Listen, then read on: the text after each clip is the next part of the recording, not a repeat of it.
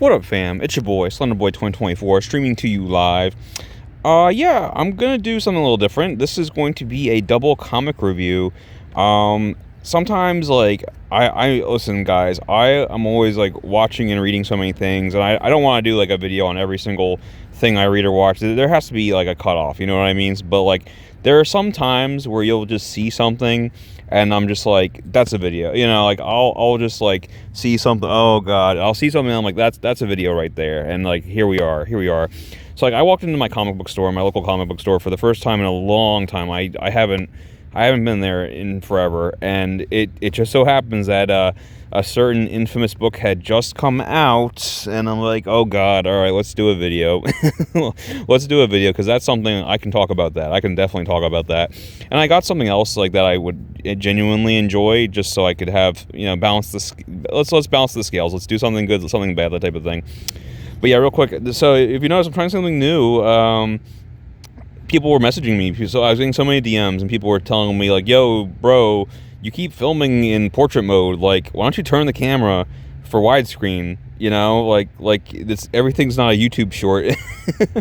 And I'm like a caveman with technology. I'm like, turn the camera sideways, widescreen. Yeah, so that's where I'm at. So I did that. We're trying something new. Does Slenderman 2024 know about this? Like, somebody let him know. Somebody message him. Somebody let him know. Oh yeah, I found that Attack on Titan comic. Somebody let him know. Okay, somebody let him know, please.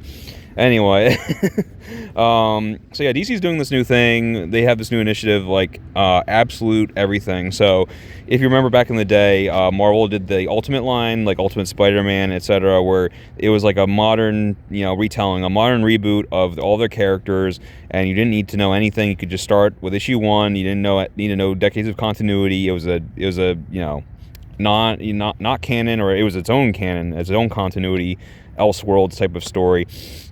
And DC's now doing this with everything. There's Absolute Superman, Wonder Woman, it's Batman. Flash is my favorite character, so I picked this one up, and I ended up loving it, so I'm going to talk about it. But yeah, real quick, oh, look at this. Batman Ninja versus Yakuza League. What the hell is this? That artwork is epic, dude. Some new movie coming out. But yeah, I was going to say, what's interesting to me about comics is they're the one medium where I would say I actually look forward to the advertisements. You know what I mean? Because I'm like, there's just so much in the world of comics. I don't know what's going on. So, like, most of the time when I learn about something, it's through an ad from another comic. Like, I didn't know about this movie. I didn't know about, what was the other thing I saw? Oh yeah, they're doing, like, a sequel to Hush. Like, there's Batman Hush 2. I didn't know about that. So yeah, now I know that's a thing, with epic art by Jim Lee. Like, okay, you know, let's go. But yeah, that's, like, the one, like, thing I can say, like, when you're watching TV or, like, streaming, and an ad pops up and you're like, oh God, you know, you're always like, oh God. How many times have you actually been looking forward to an ad? It's like, comics are the exception in my opinion, because that's how I find out about stuff that I want to check out. I'm like, oh, that's a thing, like Hush 2, okay, cool. But yeah, like, let's look at this Absolute Flash. I don't know the artist. The artwork is okay, but the writer, that's another thing that sold me. Jeff Lemire is one of my favorite creators. He wrote a comic called Sweet Tooth, which has a very well-received Netflix adaptation. I still need to read Sweet Tooth, but I hear really, really good things. If it's Jeff Lemire, you know it's going to get freaking it's going to get freaking weird. Jeff Lemire is also responsible for the New 52 Animal Man run, which I really, really like. So, like, Jeff Lemire, to me, he's top tier. He's top tier Lemire. That's what I'm going to call him. Top tier Lemire. But yeah, he's writing this. So let's begin. So we've got teenage Wally West as our protagonist. He is the Flash, and yeah, there's this really cool splash page. No, you know, and we had the yellow and red color scheme, which reminds me of Eobard Thawne Reverse Flash. This is a really cool splash page. It reminds me of my childhood comic, Diaper Guy. I had this really cool splash where Diaper Guy was leaping and kicking Wedgiezilla in the face, and, you know, this is almost as good as that. Anyway, but this is really cool. I love how because he's thinking, you know, a mile a minute, and they do this stylistic choice where all the text boxes are, like, running into each other. I love little details like that. But yeah, Flash is probably my favorite character. Like I said, real quick, do the rundown. So, top DC characters, I love them all. But so number 1, Flash. Number 2, Superman. We gotta do the girls. Harley is one of my favorite. Well, maybe not after that comic, but Harley Quinn is one of my favorite characters. And of course, Diana Prince, Wonder Woman, one of the best female superhero. This is blasphemy, but I think I might put Harley at number 3 above Diana. Diana is going to be a very close number 4. Obviously, Batman has to be on here somewhere else. I'm going to get roasted. I'm going to get roasted alive. I'm just like kind of down on Batman. Like Batman, I've just seen and read so much. I'm just kind of over it, But like Batman, I'm not even getting, sorry, but like, we're going into blasphemy again. But because of that awesome New 52 Animal Man run, I have a soft spot for Buddy Baker. So I'm going to give the number 5 slot to Buddy Baker, Animal Man, and then Batman can be number 6. Sorry. And then, of course, there's so many others. There's, Plastic Man, Green Lantern, Aquaman. I love them all. Shazam. I love them all. So they're all there somewhere. Anyway, let's continue. These credits, we'll go back to these credits. But yeah, this title here. So if you read it real quick, it looks like Flash of Two Worlds, this is definitely like a little nod to this classic story, The Flash of Two Worlds, where that was where Barry Allen met Jay Garrick, the OG Flash, and it was a multiverse story. It was actually the first. It was the story that established the DC multiverse as we know it today.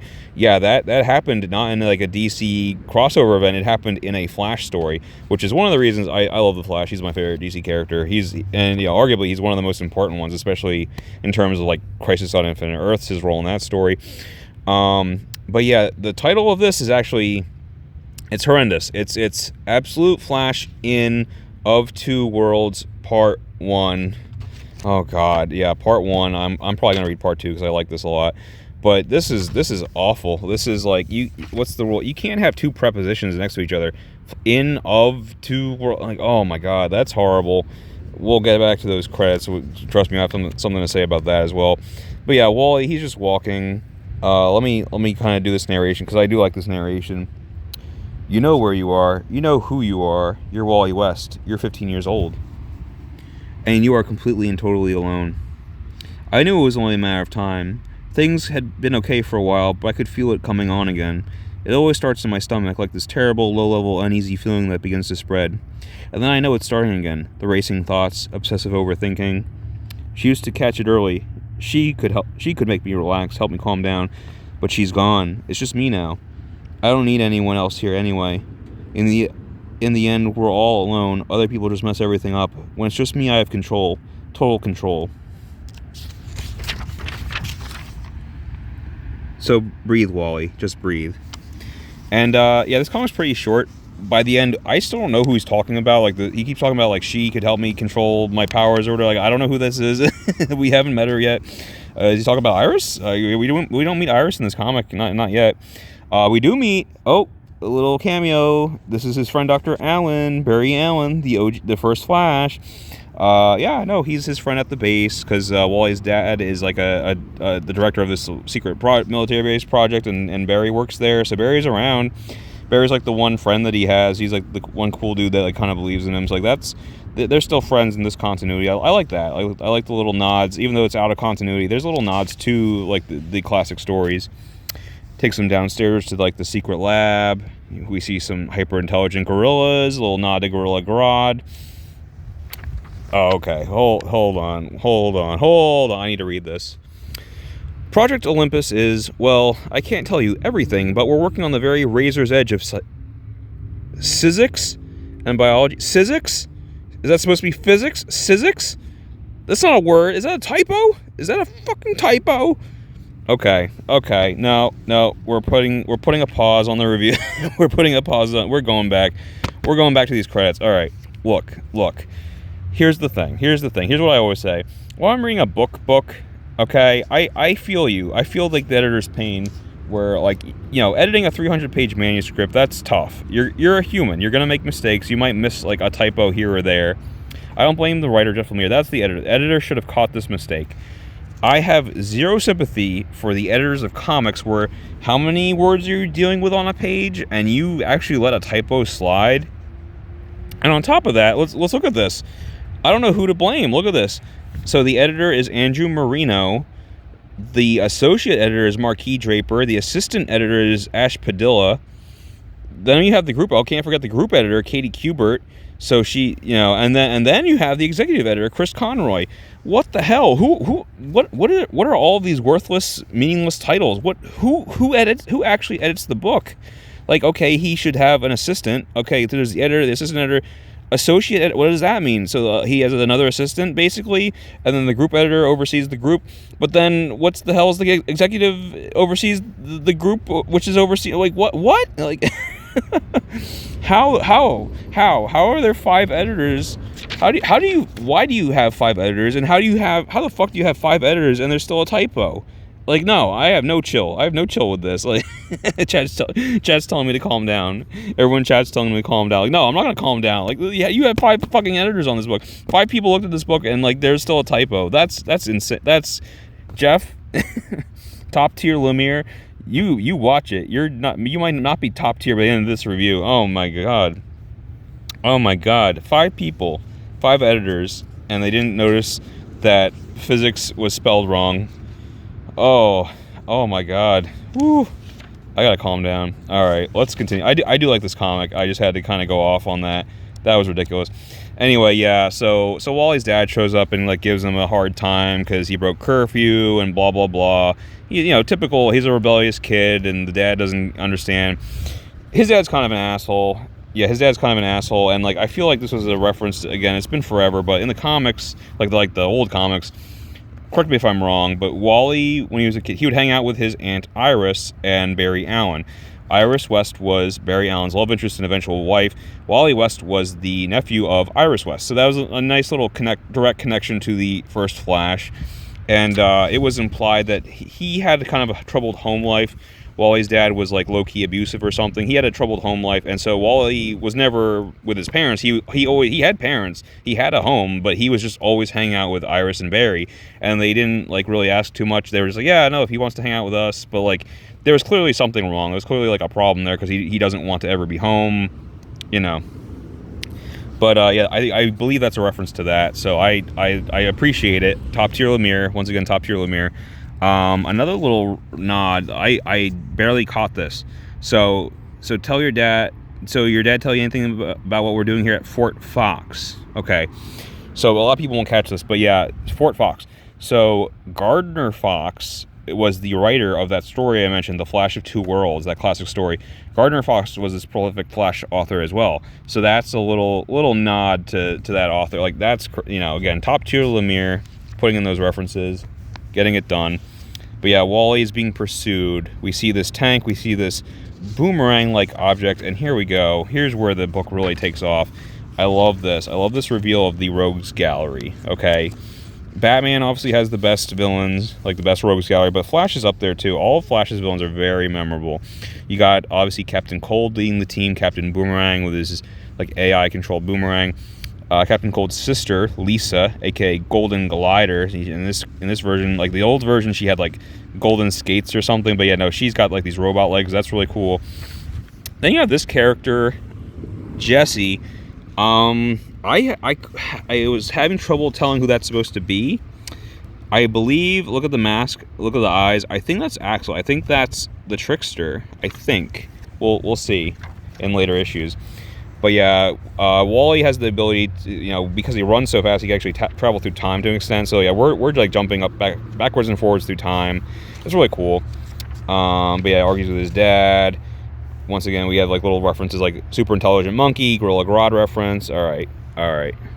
But then he sees Barry conducting this experiment. The outfit Barry's wearing looks a lot like the classic Flash costume. Very cool.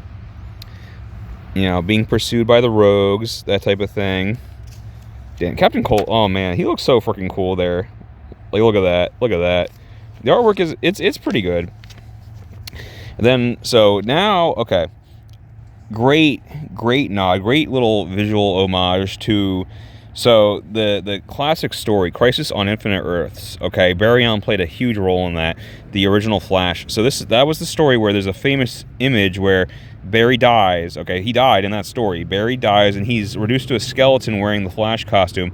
That's what they're doing here, and that was the moment in main DC continuity where Kid Flash, aka Wally West, had to become the Flash because Barry Allen, the Flash, died, and so his sidekick became the Flash. That's where we're at in issue 1 of this new series. Like, Barry's dead, Wally's already the Flash. It's issue 1. We're hitting the ground running. But yeah, I love that little reference to the Crisis. Like, that was so epic. And now this is how it ends. Another flash forward. Look at this. Wally basically wearing the Flash costume, super smart gorillas, some kind of molten man monster, Gorilla Grodd. And then, because there's one person missing from that Rogues reveal. Mirror, mirror on the wall, time to make this whole world fall. And bam, Mirror Master. Perfect 10. 10 out of 10, I'm going to read it. This looks cool. Absolute Green Lantern. They're doing everything. They're doing Absolute Martian Manhunter. So, like, it all looks interesting. I'm going to read some of these Absolute books. But yeah, Flash is obviously my favorite so far. I recommend this, and it was what? It was $5, typical price for a comic book. What was a little more expensive? Oh, here we go. This special was $8. Yeah, that's pretty expensive for a single issue comic book. Yeah, Harley Quinn, Fartacular, and it came in this little poly bag because I understand why. This comic literally does smell. So, like, they're kind of keeping it from stinking up the shelves, that type of thing. I get it. This comic went viral in, like, a bad way. This comic is, like, infamous. I was hearing about this for, like, a month before it came out, and people were like, oh, did you hear about the Harley Quinn fart comic? And, like, I thought it was fake. I thought it was, like, a joke. But, like, here it is. Honestly, I understand the price. I kind of agree with the price because this isn't your normal comic. This is, like, a special one-shot.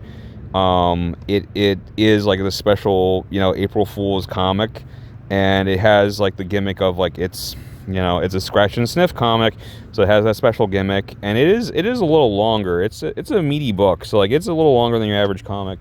So I agree with the price actually. But yeah, Harley Quinn Fartacular, silent but deadly. This comic reeks. Yeah, it's literally an April Fool's comic. In this issue, farts. Artificial rub and smell farts. Yeah, in the year of our Lord 2025, we are bringing back freaking scratch and sniff books. What does the world come to? Yeah, I mean, people got really upset about this. People got really bent out of shape about this book. And, like, listen, I read it. It's dumb, but, like, I don't know. It's not the Antichrist that people are making it out to be. Like, first of all, Harley Quinn for a long time now has been, like, this goofy joke character. I mean, DC, this is what people keep saying, is DC wants Harley to be their Deadpool. And that's, like, what her comics basically are. So the fact that they made this fart comic really isn't that off-brand for what Harley has become. You can make complaints about what Harley has become, and I'll agree with you, but I'm just saying, as far as, like, DC Rebirth Harley, what Harley has become, yeah, this isn't that crazy compared to her other books. Like yeah, I mean, I don't really like that they made a book just about farts either, but, like, this is, if they were going to do it, this is the character to do it with. They weren't going to do this with Batman. They weren't going to do this with Deathstroke. Like, yeah, let's do this joke book with Harley. Yeah, we're not going to do this with Diana Prince. Let's do it with Harley. Okay. And, yeah, I mean, and then there's the obvious fact that it's literally a joke book, guys. It's an April Fool's joke comic book. Like, relax. Like, take a joke, But, let me talk about Harley Quinn for a minute. Also, yeah, the animated series on Max, I haven't watched it. People tell me it's really good. Does anyone know about this? Kaylee Cuoco voices Harley, which I think is a perfect choice for the voice. And I do like the animation here. I like her design here. But, no, we got to talk about, listen, Harley Quinn, this is what people want. No, not that. No, not that. Find the page. So there's, like, a special preview because I guess there's a new trade coming out. DC Finest Harley Quinn Birth of the Mirth. There's a new trade coming out that collects her classic stories. So they have, like, a special little, preview. And, like, look, this is what they want. This is what people want, okay? They want that ass. No, I'm getting distracted. I gotta focus. They want this. They want Harley in the classic costume. They want good art. They want her to be the Jester, okay, the red and black Jester. For some reason, DC just doesn't get that, and we just haven't had this for so long. They keep needing to like reinvent Harley Quinn's look, and I don't get it. Like you had it right here, but they got rid of the costume. And then New 52, I like New 52 as far as the new designs. Like I liked that because it was the red and black. People didn't like how she kind of looked more like a stripper. Yeah. And then Rebirth is very similar. She, kind of looks like a stripper, but at least she still has the red and black color scheme. I don't like the Rebirth decision. Like there's the Rebirth, and also Margot Robbie's look in the movies is based on Rebirth. She has like the blonde pigtails, and then one's dipped in pink, one is dipped in blue. My one friend described it as like cotton candy Harley. I love that term, so I'm going to use it. Cotton candy Harley. I don't like that at all. It doesn't make sense because, yeah, what's with the pink and the blue? Like it should be the color scheme of her costume. Like that's my favorite color scheme is red and black, and that's what her Jester outfit is. So what's up with this hair choice?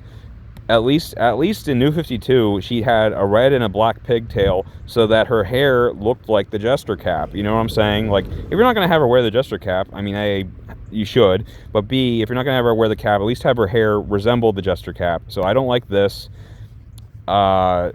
This comic actually tweaks it a little bit. And this, I'll show you. I like this the best out of the new Harley designs. I like her costume, the red and black, and her hair is like basically they're doing like the pigtails. It's like they're doing both basically, like normal Harley back, like way back when she took the mask, the hat off, it would just be the blonde pigtails. But now it's half blonde, half red on one, half blonde, half black on the other. So it's both. She's a fusion. New 52 Harley did a fusion with like classic Harley, and that's why her pigtails are half and half. I actually like it a lot. I like it. This is my favorite this is my favorite design of like the new Harleys, and even down to like, everything is like perfect color scheme wise. She even has like one hand has red nails, one hand has black nails.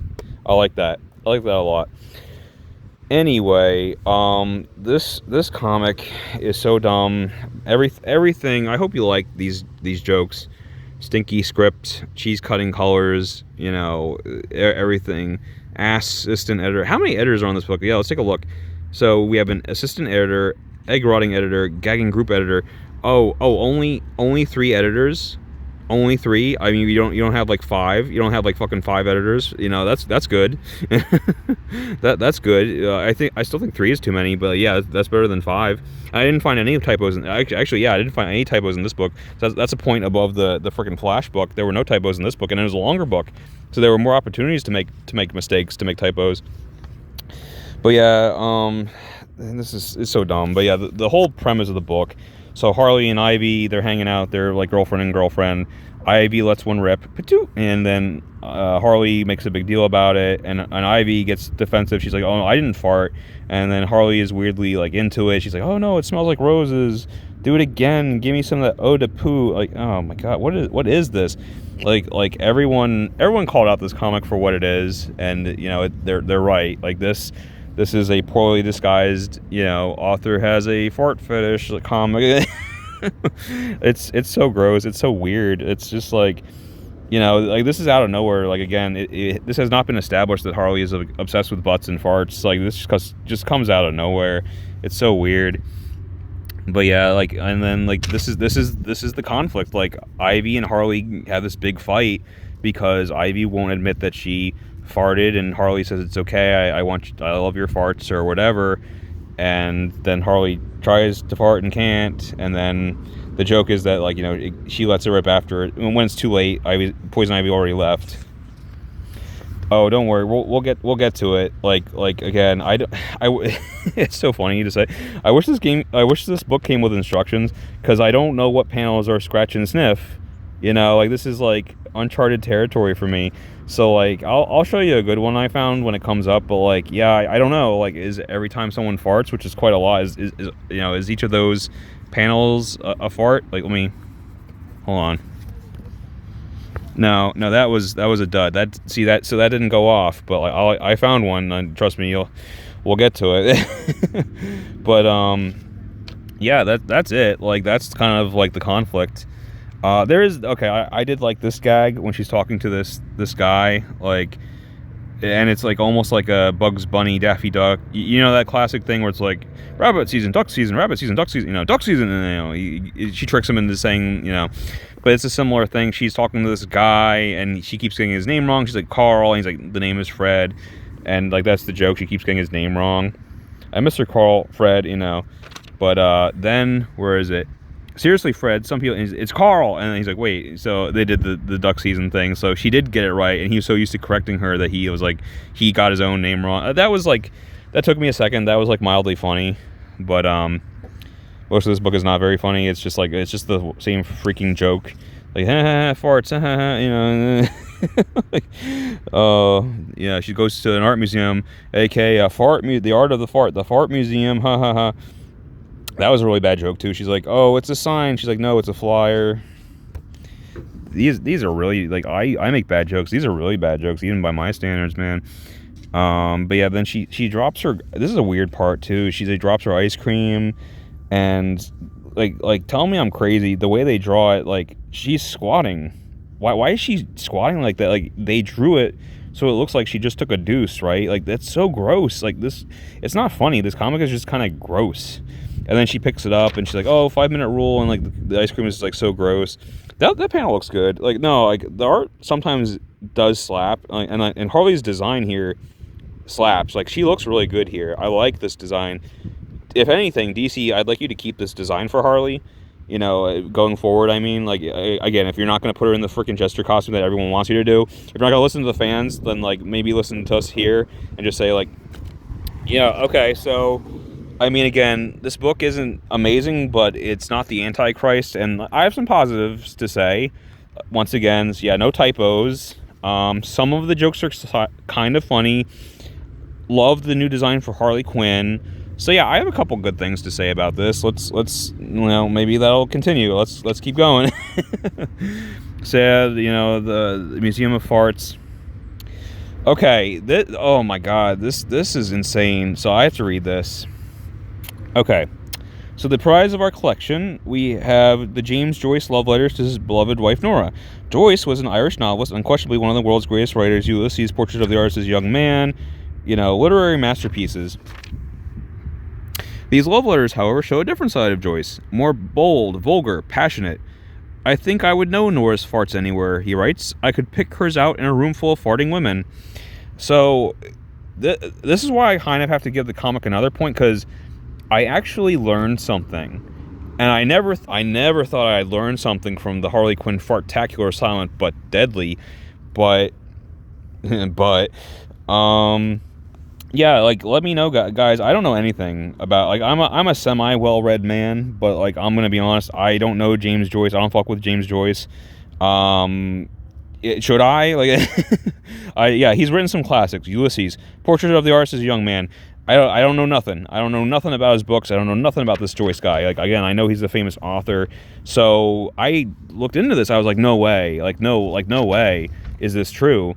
But it is true. So this author of this comic either knew this or looked this up. But yeah, James Joyce had a freaky, weird fart fetish. And he has like these infamous letters that are very, very vulgar that he wrote to his, to his wife or whatever, talking about how he wanted to sniff her butt and sniff her farts and, have sex with her while she farted on him and all this stuff. And like, I couldn't believe it. I couldn't believe it. I found some of these letters on Reddit and like, I'm like, and they're really bad. I'm downplaying it. And this comic, it's not M for mature. This comic has to downplay it.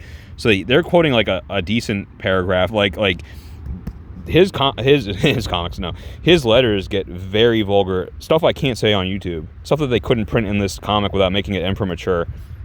I'm not joking. James Joyce, whose books I don't know, I haven't read his books, but I think they're relatively tame as far as like the sex and the vulgarity. Let me know if I'm wrong about that. But yeah, there is a different side to James Joyce, and he wrote these like really shocking letters that'll like really make your hair stand on end, like when you see just how vulgar and disgusting and vile his letters are. So I didn't know about, and that's a fucking plot point in this comic. So I learned something about James Joyce today thanks to this comic. I'm speechless. I'm actually so I'm giving this comic another point. This comic's not the Antichrist. In fact, it actually taught me something about a famous literary figure. I'm speechless. I didn't think I'd like learn something today. So anyway, yeah, his letters, blah blah blah, and then Harley like wants to steal. Like again, the letters are the frickin' oh god, what's the term? Not Deus Ex Machina. God damn it. MacGuffin. There it is. Yeah, his letters are the freaking MacGuffin. Everyone wants the letters. They're all fighting over the letters. And Harley wants the letters because she wants to prove to Pam that, like, oh, you know, see, like, this guy loved his wife's farts, and I love your farts. Like, see, you know. And I do like these little editor's notes where she keeps saying, I would like to sincerely apologize to James Joyce's fans. I mean, honestly... I mean, that's just the, you know, editor covering her ass, but, like, covering her ass. I mean, she's not wrong. Like that's true. Like, this is all, like, widely known information about James Joyce, that he was a freak, that like, these letters are, like, widely available. So, like, it's no secret, like, that he was a vulgar freak. So, like, there's nothing to apologize for. You're just speaking the truth, you know? But yeah, she's like, you know, and this is like a little gag I did, like, she's like digging through her stuff. She has like a pistol, you know, the classic pistol, the boxing glove arrow, Superman's underwear. How'd she get those? The anti-shark repellent, and then she finds her hammer, you know. So that was another psych gag. I kind of liked that psych gag. And then, oh my god, the Swedish girl, the clodhopper, oh my god. I couldn't handle this comic. This comic made me feel like I was on drugs. Yeah, we got the clodhopper, we got the freaking Swiss Miss, you know, this character shows up, and, like, here we go, because she wants the letters too. Everyone wants the letters. Loafers, they're clogs, yeah. Oh my god, I can't with this comic. Yeah, so the letters are cursed, and this woman has been cursed by the letters. That's why she wants them to, like, destroy them or something. And then we have, like, this little meta humor where she comments on Harley's look. She's like, I would not lie. We Dutch are very honest, blunt as you say, which is why I must tell you, you look like a stripper if stripper was baby. And, yeah, that's common kind of criticism of Harley's look. She does look kind of like Baby Spice from the Spice Girls, did the fusion dance with, like, I don't know, Madonna or a stripper. and then Harley's reaction is perfect. She's like, oh, shucks, that's exactly what I was going for, you know. So, I don't know. I did like some of the dialogue, and then... yeah, that panel doesn't look bad. Neither does the, you know, some of the panels look okay. I'm weird. I'm warming up to this comic. And actually, here's like a little gag I didn't even see. So yeah, her husband was like a scholar, and they're just kind of talking about, like, all the classics. You know, old white pervs, old white racists, old white misogynists, all of the above, aka the classics. Yeah, like the canon, the literary canon. How it's a bunch of white dudes. Yeah, that's a common criticism I've heard for, like, you know, the English literary canon. Blah blah blah. I don't know about this. Okay. they have a fight. And she, you know, so basically anyone that reads the letters is cursed with, like, the bubble guts or, like, explosive farts. And then she, like, literally does this explosive fart to, like, attack Harley, and, like, they have, like, the stupidest fight. Whoa, you want to cool it there, Dutch oven? Does anyone know what a Dutch oven is? My one friend explained this to me. So a Dutch oven is like when you're in bed with your, you know, spouse or whatever, and you pull the covers over her and fart, like, really explosively, and then you, like, trap her under the covers so she has to smell it. Like, I guess enough people do that where there's, like, a term for that. Yeah. So, you know, she's fighting the Dutch girl. She's like, oh, well, you know, you want to cool it there, Dutch oven? Like, yeah. I mean... That was kind of on point. All right, like, we'll get there, but yeah, this is so. And I like took a picture. I sent, like, this panel to my friend, and she would just respond like, "What the fuck is this?" I was like, no context. I'm like, oh yeah, no, this is Harley Quinn's new comic, you know. Like, oh, and then this scene was so bad too, because this like triggered me. This is gonna trigger Batman fans, where, like, again, this is just like a joke Harley comic, but, like, Ivy's fighting Batman, and Harley is, like, trying to make up with her, and she just, like, Batman, who, like, has never lost a fight, you know, who, like, always basically wins. Harley, like, casually beats him up, like, kicks him. Now she's, like, strangling him, has him in a headlock. Like, are you insane? Batman would not. And then they have this, like, whole thing. I can't believe you're making such a big deal about this. It's just a little toot. Men do it all the time. They make us. It's like kind of hating on men out of nowhere. They make us ashamed. Don't give in to the patriarchy, babe. I don't care what you do with your bodies as long as it isn't against the law. And then Ivy's like, well, men make the laws. This like little preachiness, like this anti-men, like girl power, like, anti-patriarchy like Harley. I mean, maybe Pamela would. Well, no, she wouldn't talk about that either. Pamela only cares about the environment and plants and shit. So she would preach about the environmental message, but like, as far as like the feminists preaching about the patriarchy, like, yeah, I don't even think Pam would do that. Harley would never do that. Like, this is so out of character for her to just start spouting off like that. So I didn't, and then again, casually beating up Batman, aka like the like #1 hand-to-hand DC combatant who like never loses a fight, like a fist fight, and he just lost these 2 women. Like, it's just ridiculous. It's so ridiculous. I hated it. Anyway, but yeah, monster plant, and then Harley farts. So explosively that she kills Ivy's plant, and oh my god. Yeah, and I think Batman lost because, well, yeah, he escaped, but then the last we see of him, Ivy just has the plant. Yeah, I mean, maybe he died. Maybe he died in this comic, like, off screen. Oh my god. Yeah, so some people are going to be a little triggered by that, the fact that Batman lost this fight. And they weren't even, like, paying attention to him. Like, they were, like, arguing and, like, fighting him on the side. Like, that's crazy. That's crazy. All right. And then, like, yeah, she, like, makes fondue and, like, farts, and it's so bad. It's so bad. And then they go to, like, Moe's Tavern from The Simpsons, except, oh, no, it's Joe's. I'm sorry. It's Joe's. Oh, that ass. I do like her little stealth outfit. It etches the black pigtail. No, again, the outfits are on point. The character designs are on point. Some of the artwork is on point. Yeah, no, I like that. And then, yeah, it's so, oh my god. And then it's funny because, so she's like, oh, how do I stop these farts? She has like the cork, and then the author's like, don't even think about it. I like to keep my job. That was kind of funny. And then she finds another solution with the staple gun. She like staples her butt closed, but this is a real comic I'm reading. She staples her butt closed, but she can't hold back the fart, and of course it lights the candle, and now the tavern's on fire. This is one that I know for sure works. So let's rub and sniff. This is where we're at in 2025 with DC Comics. Let's rub and sniff. Oh my god. Oh, it's so bad. It's so bad. I like. Does anyone know, how does this technology work? Like, I know it's been around forever. I literally don't know. How do you like trap a scent in a comic like that? Like that. This is like blowing my mind. But it works. It smells like she just It really smells like rotten eggs. It smells like Harley just spread her cheeks and blasted me in the face with gas.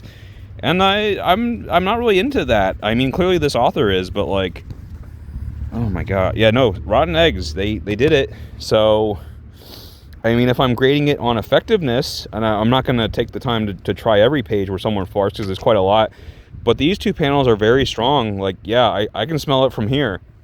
It's fucking rotten eggs. Oh my god. So yeah, it's certainly effective. I didn't want it, but it's effective. And this is cool. She gets like knocked out, and she goes to like this little dream thing. Like that was a really cool 2-page splash. And then she asks Plastic Man for help. I'm just gonna, there's just so much. I'm just gonna keep going because I don't want this video to be an hour long. I didn't like that. Yeah. There's like this whole page. Jesus Christ, she just keeps on going. I got the toots, the bubbles, the Brussels sprout blues, the squeakers, the cheeses, the green apple nasties. There's a duck in my pants and he's angry, and I just ripped a big Barda. I do like that. A reference to another DC character from the New Gods or whatever. I just ripped a big Barda. I'm gonna start saying that from now on. I just ripped a big Barda. But like, yeah, there's a canary in my coal mine, and it's just euphemism after euphemism after euphemism, and Plastic Man's just like dying. I need to clean up on aisle me, like that. Okay, that was kind of funny. But like, yeah, and then so she starts wearing Plastic Man as a costume because he can hold in her gas. I mean, that's a lucky man, especially look where his face is. Like that is a lucky man who, I mean, this is like, you can look at how happy he is. Like, this comic is so dumb, but he gets to put his face right there, and like, dude, that's a dream come true. So like, yeah, he's very happy right now. And of course, fucking Fred or Carl or whatever his name is, he doesn't even know anymore. Like, yeah, he's basically a main character. And then like another stupid running gag is like, oh, I'm so, you know, I'm so nervous I can't even eat, and she's like constantly eating. It's not really that funny. He has to let out some gas because the suit is filling up with gas. Blah blah blah. Yeah, I mean, and then she's trying to destroy the whatever and whatever. Yeah. And she gets him, and then luckily she's like wearing her underwear underneath. But yeah, she takes off the costume. Blah blah. Okay. I saw this panel out of context on Twitter, and people were like, who run Fart Town? And she stole that joke from me, and people were saying like this isn't even a joke. It's like not funny. It's like what is this? It's not even a joke. She just like it's just random, you know. And then other people were commenting like, well, you're just looking at the panel out of context. So like, you know, it'll make more sense when the comic comes out. No, it doesn't. I'm reading the comic right now. She took off Plastic Man. She says, like, you know, oh, at least I got my brassiere on or whatever. And then she just says, no, who run Fart Town? And, she, you know, like, there is no context. There's no context. She just says it. Is it? And then the editor's like, oh, she stole that joke. Like, is it a joke? What's the joke? Like, she just said something random. Like, I don't get the joke. Like, anyway. I do like this outfit as well. It's not really an outfit. It's just her underwear. But I'm like, oh, you know, maybe if you want to like keep that as a costume change, like that's fine. You know, that's fine with me, baby. Oh good God. Yeah, Plastic Man likes the Swiss Miss or whatever, and yeah, like they make up, I guess, and like it's so bad. It's so bad. I hate this. I hate this so much. I hate this so much. But yeah, at least the, you know, full on smooching. So like before DC was being coy for a while. They're like, oh, Harley and Poison Ivy, they're best friends and roommates, and no. I think at this point, especially with the animated series, like they're girlfriend and girlfriend. Like it's pretty on the nose. And Harley's still farting, and she's like, I can play you like a song. I'm like, dude, like this joke is so played out. Like they bring in Zatanna. That's one of my other favorite DC characters. And they do that thing. I do like this. This is like a very comics thing. She's like, oh, you know, I'm going to call Zatanna. Oh, she's never coming over here after our little cruise. And there's like a little editor note. See the Harley Quinn 2024 annual. So I guess this story is in continuity because they definitely referenced another Harley Quinn story. Whatever. Like, I mean, Harley Quinn continuity is like, yeah, whatever. Everything happened, I guess. Like, whatever. It's all a joke. But no, I like it when they do things like that because, like, again, there's so much to keep track of, and like they did a little nod, like, oh, hey, do you want to see more of Zatanna in a Harley Quinn book? Like, here's another issue where this happened. So I'm probably gonna try and find that now. And there is a funny joke where like, oh, so can you fix her? She's like, no. Oh, you just meant the gas. Like, okay. I like that. I do like that. That was actually funny. Zatanna is funny in this book. She's like, no, I can't fix this. Oh, you just meant the gas thing. Yeah, I can, you know. So she does her like backwards speaking thing. And then the ultimate punchline is so do you want to know? Do you want to know what this was all leading up to? So, yeah, it turns out, you know, there's nothing to cure. You're not cursed. You're just lactose intolerant. And yeah, she's been eating pizza and shit the whole time. And she's like, no. So that's it. Hey, I know what would cheer you up. And then she farts. Fart. At least DC had the good sense to like include this preview where they're like, oh wait, but there are good comics, there are good Harley Quinn comics. Please read those. we're releasing a trade of like the good ones, the old good ones, because we don't make good ones anymore. But we're gonna re-release the good ones from the past. Like, woo! Oh man, this comic was a stinker. This comic reeks. Yeah, you said it. This comic reeks. Again, it's not the absolute, you know, disaster that I thought it was going to be. It's definitely not a good comic. I can't really, you know, I definitely felt some shame. Like, you walk up to that counter, like, especially buying this thing, like you have to look another human being in the eye. And I had to ask for it. I was like, oh, hey, like, do you have the Harley Quinn Fartacular? And the guy was like, what is that? And then you have to like show him what you're talking. And it's like, oh, it's really embarrassing.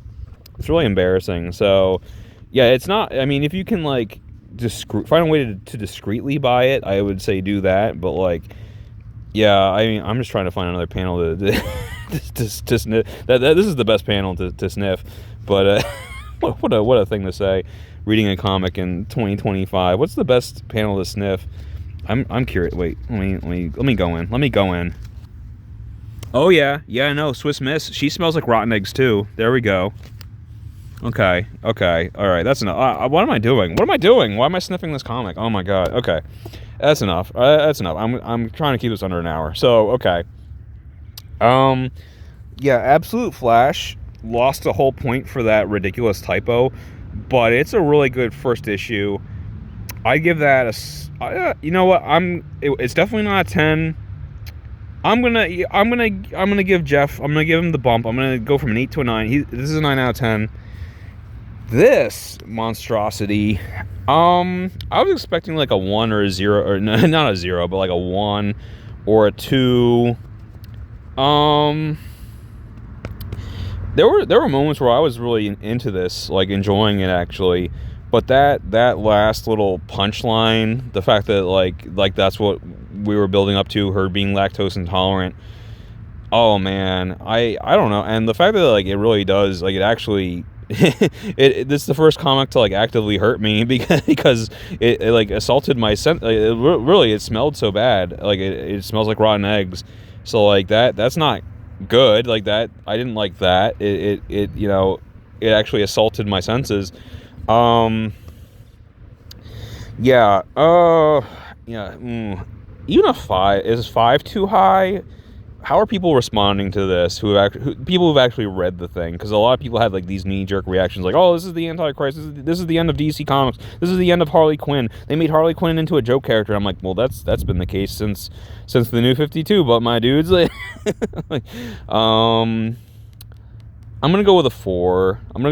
It's below average. It's not the 1 or the 2 that I thought it would be. I'm gonna give it a few points for the positives I mentioned before. It's definitely, yeah, it's not good. It is not one I'd recommend. Other than, you know, it's definitely a novelty. It's unique. It's definitely, like, this is a unique comic in my collection. I don't think I'll ever have another comic as unique as this one. I hope I don't ever see one as unique as this one again. But I didn't hate my entire time reading it. I am glad that I got this. I'm glad that I wanted to talk about it. There was something to talk about. It wasn't boring. It certainly wasn't boring. I certainly had a lot to say about this comic. You can see I'm going on 47 minutes now. I'm going to cut it here. But yeah, I'm comfortable with a 4 out of 10. If you can find it on a discount, you know, or a discreet way to buy it, or like on a discount, yeah, it's interesting. It's unique. Give it a look. Like, borrow your friend's copy so you don't have to look a cashier in the eye and say, "Hey, I'd like the Harley Quinn Fartacular," and then they just look at you with such disdain in their eyes, like, "Oh, you're one of those." Like, no, I'm not. Really, you're not one of those. You're buying the Harley Quinn Fart comic, and you're not one of those James Joyce types. Anyway. Let me know if you enjoyed this. Let me know if you want to see more comic reviews. I'd like to do more comic reviews. Again, I just have to find something as, like, noteworthy as this to talk about. But, yeah. So, yeah.